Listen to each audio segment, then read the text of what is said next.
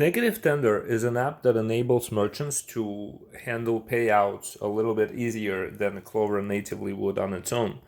And so the app starts with asking you to set up the payout reasons. And so we're going to click on this plus sign here, and we're going to give it a tender name. Now, tender name is not the same as payout reason, so we'll just call this button payout.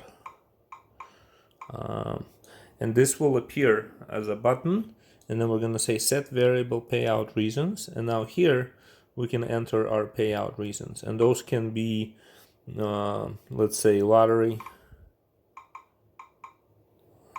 right? Lottery payout.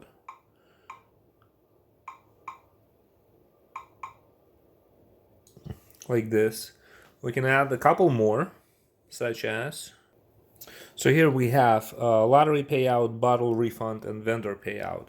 This list can go indefinitely, right? So there's no limit to how many payout reasons you want to set. And also, right now, it's set in a way where merchants will enter the values as they're doing the payouts. Or we can switch it so that predefined payout amounts will show, and they won't have the ability to change those. So I'm not going to do that now, but let's just go ahead and continue. So we have that payout reasons list here. We can navigate back and hit save button here. And so now that's set up the button that's called payout that pulls up the list of payout reasons. And so we're done here with this app. We can navigate away from it and open register app. All right, so in register app, we're just going to do our thing. Let's say that somebody's buying this item from us, and we get to the payment screen, and they present us with a lottery ticket and ask for payout. See, the payout appears right there on other tenders as a button, and you can say, $3, for example, as a lottery payout, and that would be the reason. And we can just hit on open register. So when we hit open register, that simply records, us giving them $3, and it brings us back to this transaction that, let's say, we can complete in cash.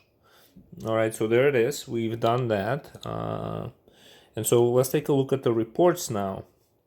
The reports on different apps. So for example, we're going to pull up the Clover reporting app, and we're going to skip the tour. So luckily, this was the only transaction we've had today, so it should be very easy to see, how everything reconciles. So we used the payout to do the payout. We opened the cash. We opened cash drawer, and we made a sale by paying with cash, and so that's all clean and tidy. And the cash adjustment is going to be right here under cash adjustment, right here. Cash removed $3, and if we look more, it'll say what it is for. Right, so employee who did it, and the reason for lottery payout, $3 removed. And so this right here sort of stays uncomplicated or sort of like it's not mixed in with the sale in any way, right? So the cash out was cash out, and it was $3. And we can keep doing this, and nothing will ever get mixed in. And the reason why nothing is mixing in is because we're using this button. So let me do another transaction here. And we're going to hit on payout, and we're going to say another $5 in the lottery, right? And again, I'm going to click on this open register. So I keep clicking on this open register.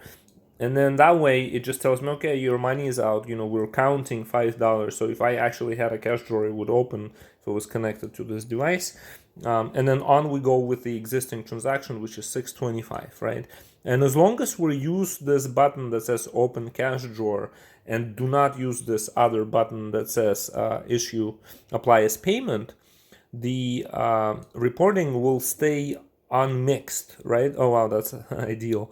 So the sales stay with sales, cash transactions, both of these were cash transactions, and everything sort of reconciles, and the $5 and the $8 now removed, a combination of 3 and a 5. So everything flows. And That's kind of how it works when you click on register, when you click on open register app as opposed to apply as payment. Now let's see what happens when you click on apply as payment. And so we're still going to grab this item. We're going to say that we're doing, okay, so 12 pounds. So it's going to be a nice $75 amount there. We're going to hit add. And so we're going to hit pay. And so now this time, we're going to do something different. We're going to say, yes, we're doing a payout. And let's say it's a lottery payout. And we're going to do a $5 payout. But instead of giving them open register like we have been doing and keeping everything separate, like it has nothing to do with this transaction, right now we're going to click on this other button that says apply as payment. And when we do that, it's actually going to do two things. First, it's going to open register and it's going to let us, it's going to pretend like it's giving us, it's actually going to register the amount, money out for $5. And then also it will accept $5. See how it says payment complete, $5. So it took money out and then it took money in as $5 and then says to us, okay, so there's still remaining $70 that you have to pay. And so we'll go and do this next with cash. So in reality, we paid for the whole thing with cash, correct? Like $75. We split it into two transactions. But right here, now you start getting a bit of complications because sales make sense. You sold $175 worth and amount collected is also makes sense. This is where things begin to be a little bit weird because it tells you that in cash you took three things and they amounted for $170. And this thing input here separately, right?